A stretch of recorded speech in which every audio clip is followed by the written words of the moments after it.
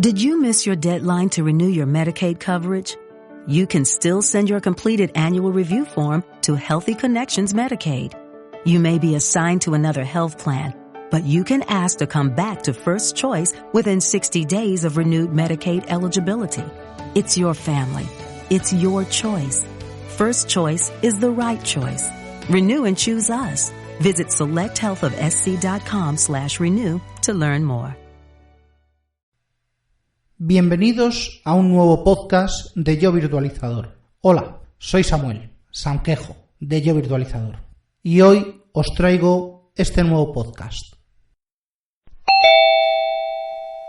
Hoy toca hablar de escritorios para Linux, terminales gráficos y otra fauna diversa. Esto viene en parte por el programa de WinTablet de Linux del otro día, porque lo tenía yo por mi lado también pendiente y lo estaba preparando desde hace bastante tiempo ya, y sobre todo viene de las X, de X Windows, de Windows System para Unix, para Linux. Bueno, el origen de todo esto lo teníamos en X, porque un demonio dentro de Linux se hacía con el control de la tarjeta gráfica del ratón para mostrar imágenes por píxeles en lugar de caracteres. No sé si dejarme el funcionamiento de esto para un podcast especial o para la saga que haré de historia o para qué. Bueno, ya veremos cómo vienen dadas. De un tiempo a esta parte, hablo de 10 o 15 años hacia acá, las cosas han cambiado bastante. Han cambiado los motores, han cambiado prácticamente todos los protocolos y sobre todo las implementaciones, y no solo por seguridad. Hoy no toca hablar de Windows. Bueno, hablaré lo justo y necesario y siempre como cliente. Quiero centrarme en la posibilidad de trabajar con un servidor Linux en modo gráfico, con un servidor de terminales o de dar soporte a clientes que tengan Linux en su escritorio. XDMCP. Estas 5 letras son el origen. El X Desktop Manager Control Protocol. El subsistema gráfico de Linux está compuesto por 3 partes. La parte del demonio de bajo nivel, que es el demonio de X, la parte del demonio de alto nivel, que es el Desktop Manager, y una parte intermedia, que es el Session Manager. No voy a profundizar más en este tema porque hay literatura a saco, tampoco es necesario para el tema de hoy, salvo lo del Session Manager, y podemos considerar las diferentes combinaciones como un todo. El demonio de X, al menos los que he conocido y he usado, y alguno he compilado, claro, y sobre todo los que he configurado y a veces muy a bajo nivel son XFree86, y creo que eso, antes de eso también he catado alguna implementación de X11R4 y de X11R6, también Xorg y también Wayland. Todos ellos son motores que trabajan para que podamos utilizar los controladores de las tarjetas gráficas en su plenitud, o por lo menos lo intentan. En la parte del Desktop Manager tenemos, por ejemplo, Desktop Manager no, en la parte del Session Manager. Tenemos, por ejemplo, a XDM, que sería el gestor genérico antes de la existencia de Gnome y de otros. También tenemos GDM, que es el gestor de Gnome y reemplazo para XDM y también para otros. Teníamos a KDM como gestor de KDE. Actualmente está reemplazado por SDDM. Por último, el más apreciado para Raspberries y demás hardware limitado de bajo coste, el LightDM. Este, si no me equivoco, viene de la mano de Canonical directamente. Es un aporte suyo. Bueno, seguro que hay otros, pero considero que estos son los más relevantes. En modo local, Esto es muy simple, ya que el Display Manager de turno controla el hardware de forma local y no necesita exportar terminales. Pero, ¿qué sucede cuando queremos que un sistema Linux se comporte como cualquier Unix de verdad? Con un servidor central, con un sistema operativo multisesión y multiusuario. Bueno, esto es posible desde hace mucho tiempo, pero con XDM y XDMCP desde alrededor de 1990. Concretamente, esto apareció en la implementación de X11R4. Actualmente, o tiramos mucho cable donde tengamos los dispositivos de entrada y salida, como se hacía hace muchos, pero que muchos años, o conectamos por red. Vale. Con tirar mucho cable, quiero decir conectores propietarios, conectores mixtos de terminal, o incluso combinaciones todavía más surrealistas, como un mazo en el que va en el mismo rollo de cable va una VGA, el PS2 del ratón, el PS2 del teclado, o un serial de teclado y ratón. Bueno, estas combinaciones hace mucho que no las veo. De hecho, ya están obsoletas. Y la conexión por red, bueno, pues es lo más habitual a día de hoy. Esta conexión por red al principio se hacía por redes lentas. Bueno, vamos a ver, redes lentas. Podemos considerar 2 megas o 5 megas, los podemos considerar lentos ahora. Y en su época se hacía con protocolos no protegidos o poco protegidos y con medios de la época, claro. Por ejemplo, en sus orígenes, una conexión XDMCP desde un ordenador en una red al servidor de consolas del CPD se hacía con el cliente X de turno. Recuerdo haber accedido a máquinas Solaris para manipular DSLAM de Alcatel con un gestor gráfico. Desde... ¿qué tenía yo en aquella época? Windows 98 probablemente y Reflexion X. O acceder a otros gestores, por ejemplo los de Nortel con Xceed de Hummingbird. También acceder al analizador de tráfico de Nortel para los Passport. Bueno, todo ello en una sesión X de CD, de un escritorio que se llamaba CDE, muy clásico en Solaris y muy potente, sobre XDMCP por red local, enrutada y desde luego no abierta al mundo exterior. El problema que hay con todo esto es precisamente ese, el de los protocolos no protegidos. Y es que sobre el papel la primera implementación de XDMCP es tan segura como una conexión Telnet o una conexión PPTP. Si nos actualizamos a algo utilizable a día de hoy, tendremos que securizar todo eso, por lo que habrá que modificar los comportamientos de los protocolos. Así que vamos con ello. El primer protocolo y más sencillo de utilizar a día de hoy es el X-Forwarding sobre SSH. ¿Qué es necesario para hacerlo funcionar de esta manera? Pues la verdad es que muy poco. Voy a usar lo más básico y no, el PuTTY no es lo más básico. Vamos a utilizar un cliente que me recomendó una antigua compañera de trabajo que trabajaba para Oracle. Me recomendó MobaXterm. MobaXterm para Windows es un software privativo con una pequeña parte libre, requiere registro, soporte y tal, pero si es para uso no comercial no contraviene la licencia utilizándolo. Así que lo mismo que VMware Player, lo utilizaremos de esa manera. Una vez descargado e instalado, pues creamos una nueva sesión. Y no vamos a crear una sesión XDMCP como dije arriba. vamos a crear una sesión SSH normal y corriente.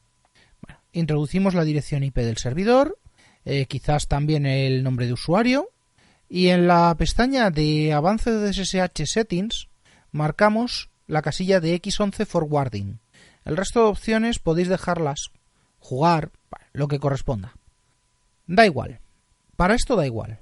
Pero ver un SFTP o SCP browser siguiéndote el pad mientras tocamos consola y cambia de directorio a la vez que cambio yo de directorio, esto es una gozada de software. Vale, ya estamos logados. Por si las moscas, vamos a ver un parámetro, una variable de ambiente que es la variable display. ¿Vale? MobaXterm nos lo va a decir al principio de nada más conectarnos. Nos va a presentar cuatro tics verdes si todo es correcto y es posible conectarse de esta manera. Pero bueno, vamos a métodos tradicionales, ¿vale? Lo que tenemos que hacer es fijarnos en la variable display, ¿vale? Lanzamos export display, todo en mayúsculas, claro. Y debería respondernos localhost 2.10.0. Si nos resuelve otra cosa, bueno, pues habrá que jugar luego con el cliente de X, pero en principio esto debería ser lo normal, corriente y moliente de cualquier servidor, de cualquier sistema recién instalado. Bueno, en nuestro caso, el cliente de MobaXterm tiene un servidor X implementado, interno. Vale, veremos a la derecha, arriba a la derecha, un botón que pone Xserver. Al situar el ratón sobre él, nos va a decir qué IP y pantalla, con qué IP y qué pantalla estamos trabajando. En mi caso será la interfaz primaria del equipo. Otra historia que ya contaré y que tiene cierta importancia en el procesamiento de paquetes en Windows, pues va relacionado precisamente con esto, con el orden de las interfaces. Yo escucho en la 192.168.254.1, que es la IP del adaptador host only de VMware, y el display es el 0.0, por lo que cualquier cosa que invoque con capacidades X desde el SSH debería mostrarme algo en pantalla, fuera de la pantalla del SSH.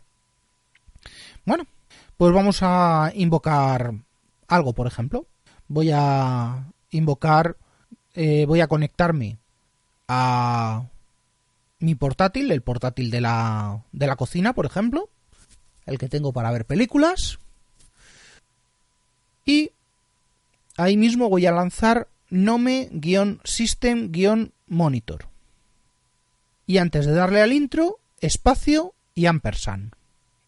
El símbolo de ampersand corresponde al ASCII 38, y en la distribución normal del teclado estará en la parte superior de la tecla 6. Vamos, normal, el teclado español de España, página de códigos 850 y estándar 8859-1 u 859-15. Pero bueno, eso es lo que el material con el que trabajo.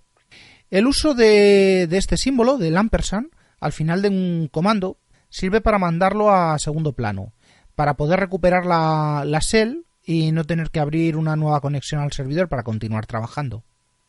Y bueno, a ver, yo tengo, ahora me acabo de dar cuenta, tengo KDE, así que quien dice nome-system-monitor ampersand dice también Firefox ampersand, ¿vale? Y ahora sí me muestra, en vez de decirme que comando no encontrado, que instale Nome, pues no quiero instalar Nome, que va muy bien con KDE ese portátil. Bueno, pues ahora sí me ha abierto el navegador Firefox. En la consola de SSH recupero la shell, de vez en cuando veo diversas referencias al subsistema X y al subsistema de KDE y a SDDM, ¿vale? Todas estas referencias son la salida de stdout y de stderror, ¿vale? Las salidas estándar de cualquier proceso POSIX. Bueno, lo que vais a ver, la ventana que se ha abierto, es el navegador Firefox de la distribución. Bien. ¿Que no es bonito? Bueno, es cierto. Esto es lo que es y yo no soy demasiado fan. A pesar de que se vea de una forma determinada en la consola original por el KDE Manager, por el KDE Session Manager, SDDM, Secure Desktop Manager, lo que yo estoy viendo aquí en Windows es precisamente la interpretación que hace un servidor X de Windows de esa interfaz que tenemos en el sistema Unix. Podría invocar al PuTTY de Windows, ponerlo al lado del... Podría invocar al PuTTY de Windows, ponerlo al lado del PuTTY de KDE traído por SSH Forwarding y veríamos dos ventanas tan sumamente parecidas que, sinceramente, puede costar diferenciarlas.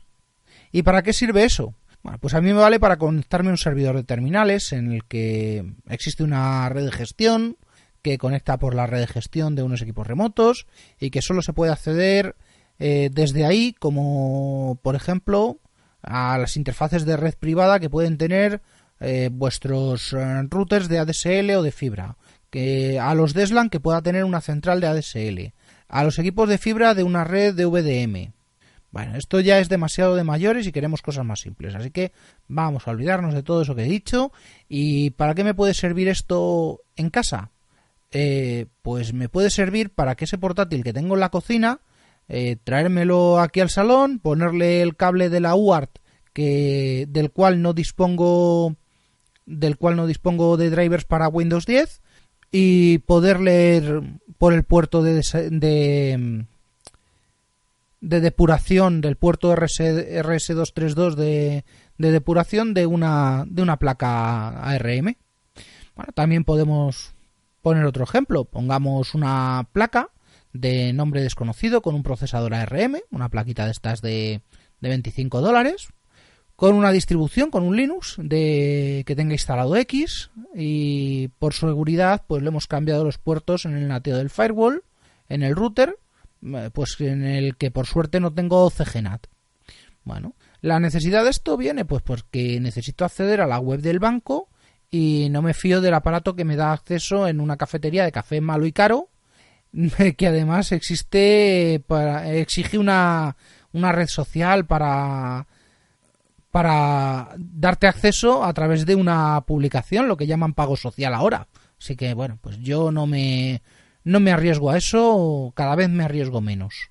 Bueno, pues nada, MovaXterm, apunto la IP de casa, puerto donde tengo publicado el SSH y lanzo el navegador, ¿vale? Es una VPN muy rudimentaria, pero es bastante más eficaz de lo que parece y, por supuesto, sin tener que montar grandes despliegues. En otro capítulo me montaré en el tren de cosas más grandes, despliegues grandes, otros gestores de pantalla, otros medios de conexión y otros productos ya acercándonos a un rango industrial. Pero ya que estamos en esto, vamos a por otra cosilla que nos permite mejorar la navegación y, cómo no, pues basándonos en la propia Pi-hole de la que llevo ya hablando bastantes capítulos, vamos a hacer un pequeño experimento.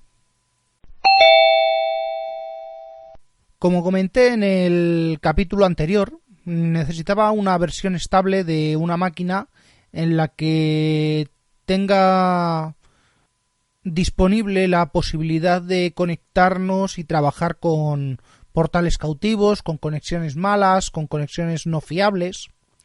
Todo esto va acompañado de un vídeo y una máquina virtual que os voy a dejar de regalo, que ya subiré a algún lugar del que sea fácil descargarla. Bueno, lo primero, esto es una mejora sobre el invento que comenté en el capítulo anterior.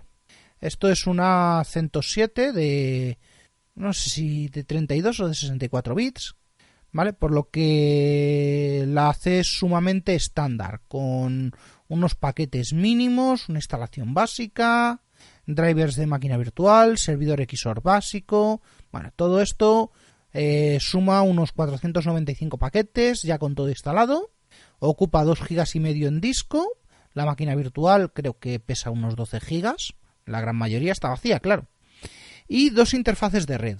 Una red pública en modo bridge y una red privada en modo host only, ¿vale? Estas redes son las que tiene mi ordenador con el cliente de VMware. La instalación normal, bueno, pues se instala el sistema operativo, los paquetes necesarios para el Pi-hole, los paquetes de Xorg básicos y Firefox. Bueno, también instalamos PopTop PPTP Server, que ya sé que alguien me va a querer crucificar por usar estas cosas, pero es que, vamos a ver, es sencillo, es eficaz, va a estar implementado dentro de mi red, sin redes de fuera. No utilizo contraseñas del sistema, utilizo una contraseña dedicada. Vamos a ver, no va a haber nadie dentro de mi ordenador espiándome para intentar capturar una contraseña de un servidor que es difícil que puedan utilizar desde fuera. Bueno, sigo. Bueno, la instalación normal, corriente, moliente. Ejecutamos el instalador de Pi-hole, configuramos los DNS que nos interesen y una contraseña. Hay que decirle al Pi-hole que tiene que escuchar en todas las interfaces. Y tenemos que permitir que escuche más allá de la red local. Una vez instalado, vamos a configurar la red, que no lo había hecho antes porque, bueno, Pi-hole requiere una IP estática. La interfaz que tenemos conectada en modo bridge le vamos a quitar su IP estática, la vamos a dejar en modo DHCP. ¿Por qué? Pues muy sencillo, porque no es el mismo rango el que tengo en casa que el que pueda tener en una oficina de un cliente, que el que pueda tener en una cafetería mala o en una hamburguesería peor. Sinceramente, me da igual. Tiene que tener la posibilidad de obtener la IP de forma dinámica al arrancar. Bueno, la interfaz que se va a quedar con la IP fija es la interfaz de host only. Esta se va a quedar con una IP fija, sin puerta de enlace, y en el rango que tengamos nuestro adaptador de red de host only, y además le vamos a configurar el DNS para que consulte a la 127.0.0.1. En mi caso, esta red, la que tengo para host only, es la 192.168.254.1, ¿vale? Y la máquina la he decidido llamar Pi-hole Router, será la 192.168.254.3. Bien, con estos parámetros ya tenemos suficiente. Vamos a configurar el PopTop Server.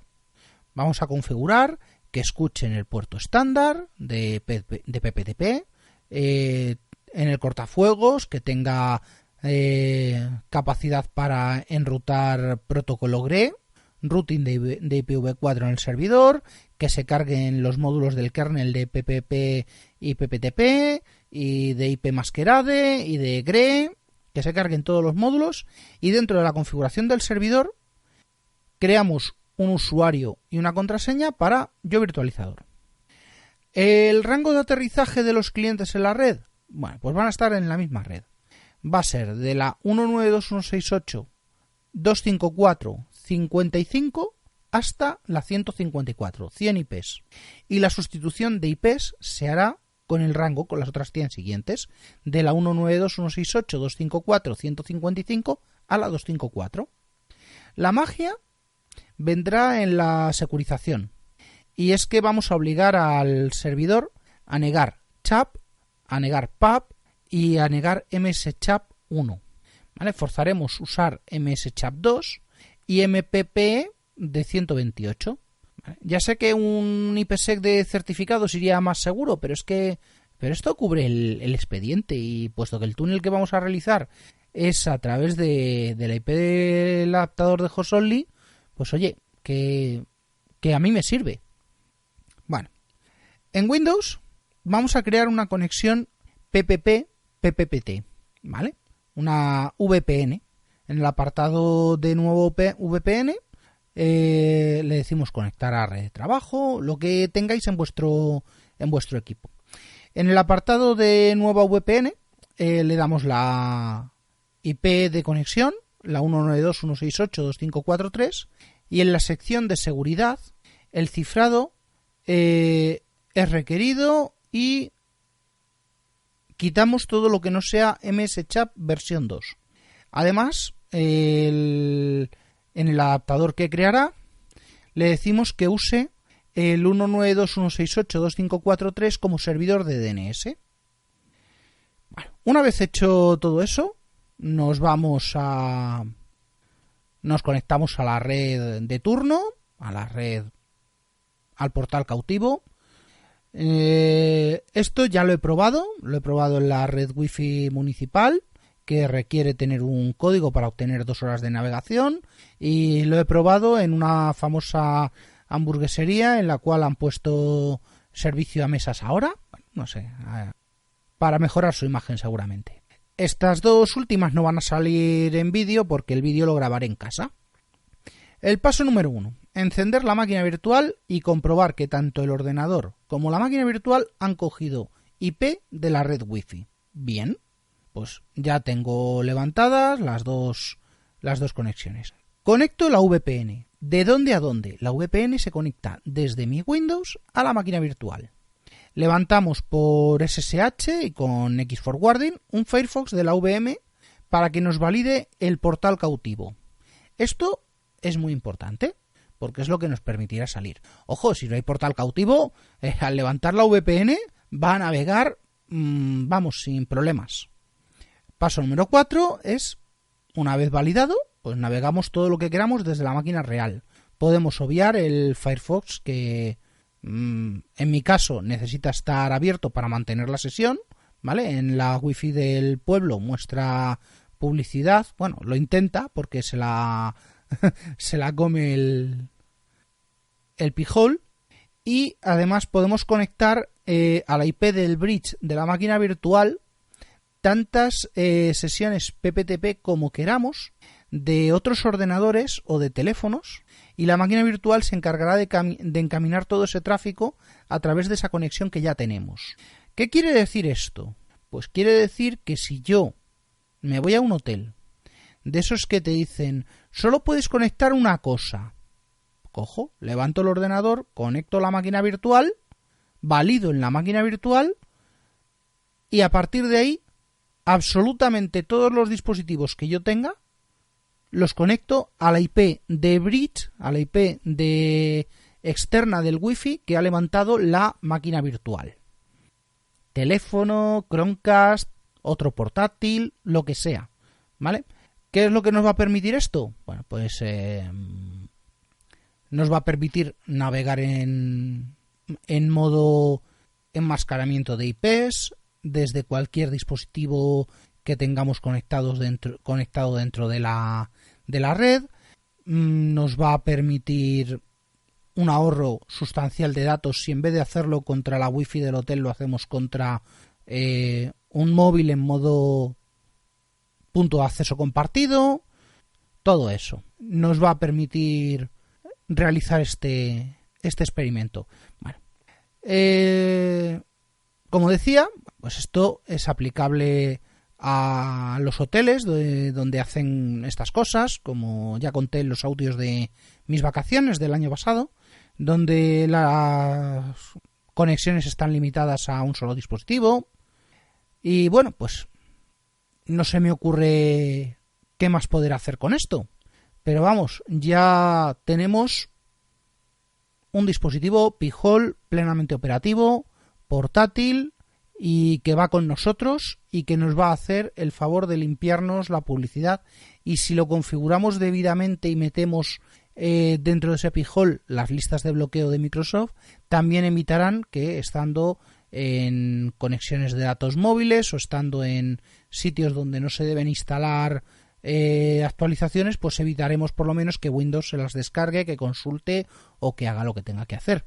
Con todo esto creo que queda terminada la disertación de este fabuloso montaje del Pi-hole, que además ganaremos en protección,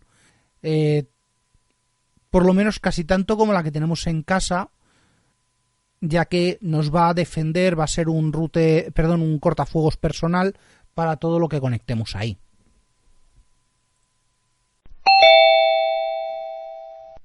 Este podcast está asociado a la red de sospechosos habituales, a la que podéis uniros en la dirección bit.ly/sospechosos habituales. También podéis contactar conmigo en el Slack de WinTablet, en Telegram, a través del canal Grupo Virtualizador o por Twitter en @yovirtualizador.